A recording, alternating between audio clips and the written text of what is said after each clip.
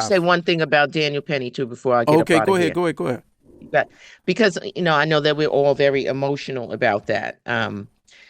But the court, what the problem I think we have with these trials is that we are not in the room and we don't hear the court's instruction. People don't understand exactly what the charges were. Yeah. He was not charged with murder. Right. He initially was charged with manslaughter. And when the jury could not reach a guilty verdict on that, they then were sent to consider the lesser included of this manslaughter in the second degree, which is criminally negligent homicide. Right. So the manslaughter in the second degree is a recklessness standard.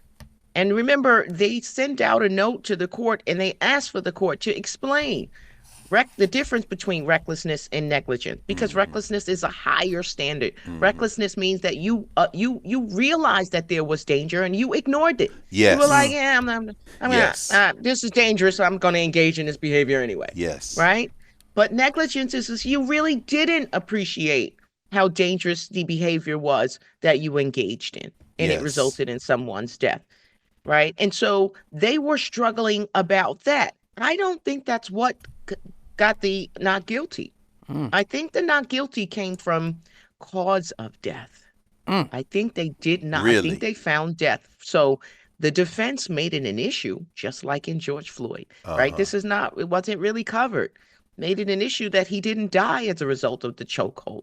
He died as a result of different things that were in his system, marijuana, and schizophrenia, or all these other things that may have been contributing factors to his death, but definitely may have raised enough doubt on causation.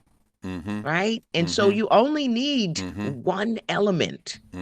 You only need one juror to doubt one element. Yes. And that's and to convince the other jurors that they haven't proved that. I still have doubt about causation. And you could get a unanimous not guilty on that.